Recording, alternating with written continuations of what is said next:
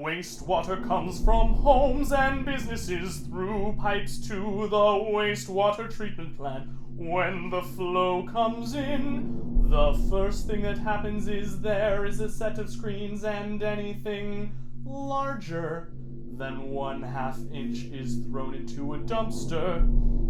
From the bar screens, the flow goes to the other end of the plant into a large basin and discharged to the pipes to gravity flow through all the other processes. Once it goes through the clarification process, solids are pulled out. Those solids go to the digesters. The liquids go on to the aeration basins, an activated sludge basin where all the microbes break it down further. Some of the sludge is pulled from those basins and end up in the digesters as well. Once the solids reach the proper temperature and have stayed in there so many days to get rid of the E. coli, it is discharged into some beds. We have a vac truck with injection tubes that suck it out of the beds and into the fields that surround the plant. The sludge is injected into the soil. We grow Bermuda at our plant. We grow Bermuda because of the uptake of ammonia that Bermuda provides. Plants like fertilizer, and we don't want too much ammonia in the soil leaching into the underground waters. Finally, the liquid goes through a final set of cascades to add a little aeration, and then makes its way to the creek. My name is Luanne Fisher, and I'm the former superintendent of the wastewater treatment plant in Stillwater, Oklahoma. I was a 4-H mom for years and lived in the country and did animal tracks and wildflowers and fun things, raised chickens and pigs and a big garden. But there wasn't that fulfillment of giving to others that I think everyone needs in order to be truly happy. I moved over to the wastewater plant after a year and then became the industrial pretreatment coordinator and chief chemist for the city. And then my son, who was probably 22, called and he said, "Mom, there's some recruiters coming through to send people over to Iraq to work, and they're making a lot of money, and I think I want to go." And this was in 2004 when the Saddam Hussein was, being labeled a terrorist, and we had troops going over, and truck drivers were being beheaded, and I thought, oh my goodness, I don't know if you should go over there. I want to go with you when you go see these recruiters. And so I got back to work, and I thought, I'm going to spruce up my resume, and I'm going to take it, and we'll just see what they're after. And I signed up the day I went, and I thought, I can't go for just the money. I have to go see how other women live. I want to see what their country is like. I wanted the experience. I wanted to see that the Americans were doing good over there for these people, and I wanted to treat the water. I wanted to make a third world country better. Flow, water flow, drip and let it go. Fight it underground, 'cause the smell is profound. Through pipes for miles where treatment awaits, reaching the place where solids settle out. Screening at first, then through some gates, to basins with weirs it gets less and less stout. Flow, water flow, drip and let it go. Fight it underground, 'cause the smell is profound. Solids to digesters heated and mixed, till microbes are dead and sludge is renewed. It can be used to fertilize gardens so rich. Reuse is relished as it turns into food. Flow, water flow, drip and let it go.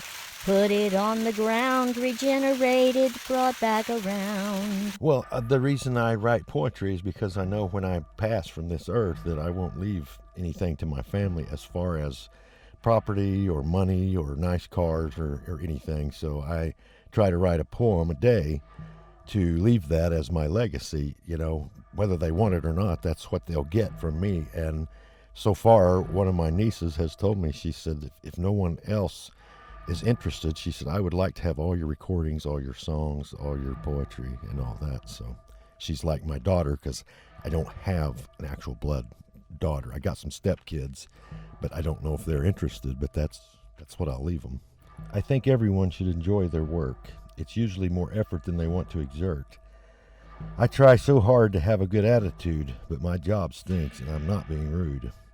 I work at a wastewater treatment plant. The city of Stillwater is where it's at. People send stuff through their sinks, showers, and toilets. Out of sight, out of mind. They sure don't want it.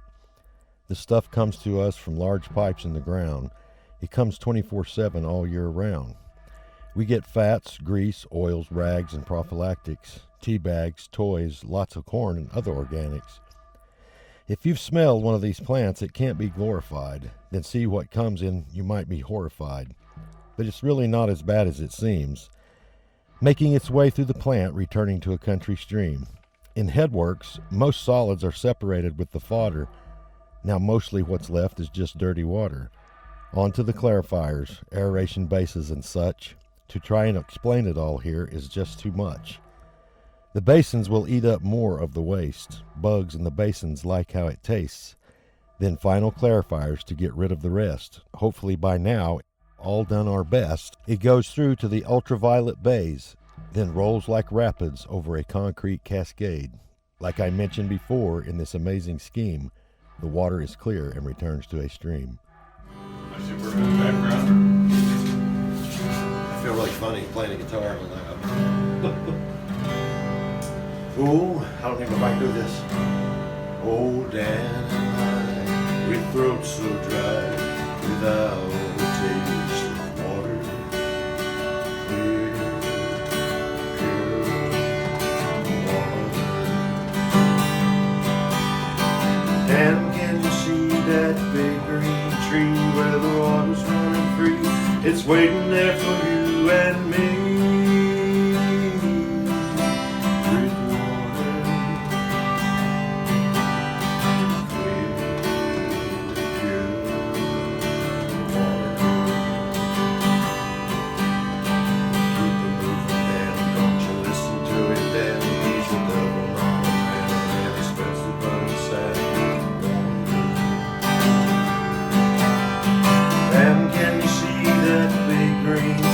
Where the water's running free, it's waiting there for you and me. With water, clear, pure water. That's it. Well, it's important to know that we've gotten rid of all the nitrogen that's in the system. It comes in the form of ammonia, and we break it down with our bacteria, and then we hopefully get rid of all of it so there's none left in the stream that goes out to the river. And right here on the left is what's coming in. That's the slightly green trap, and that's good. If it doesn't turn green, that means we don't have that much coming into the plant, and it's easier on our bugs.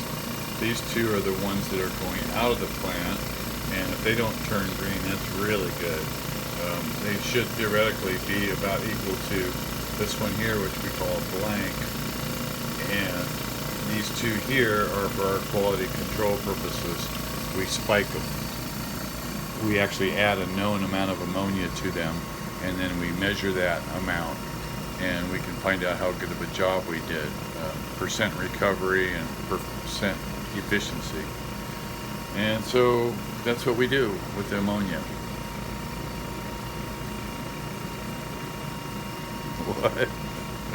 You saving the world again? Yes, we are. It's all about saving the planet, saving the water, and making sure that it's here for future generations.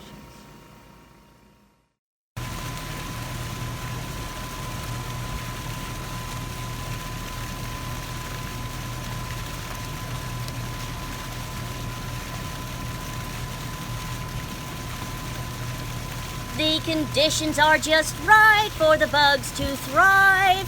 The BOD is good and the air is right. The bugs are happy, they're so happy. That makes me happy, they're doing a good job. They're cleaning up the poo and breaking down the waste. They're fat, they're happy as can be. They're so happy, the bugs are happy. That makes everyone happy in the whole city. The citizens of Stillwater, I have your DNA out here. Woo! This is a digester with a floatable lid. It holds the sludge from the entire plant. It all comes here from the other processes. And then it's cooked at 98 degrees for at least 21 days. And then it's taken to the fields and applied underground. And it really would make good compost for you. This is where the tail end. This is the tail end of it all. This is the very last process you'll see. Dance on it.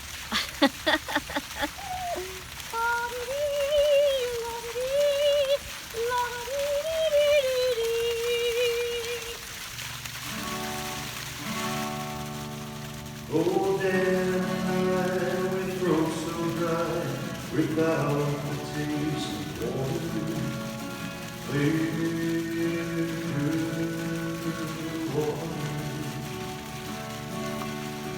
Keep it moving, Dan, don't you listen to the Dan. He's a building on land, express the burning sand with the water. Dan, can you see that big green tree where the water's running free? It's where you will be. Water, clear, good water. Keep moving, Dan, don't you listen to him, Dan. He's a building on land, spreads the burning sand with the water. Then again,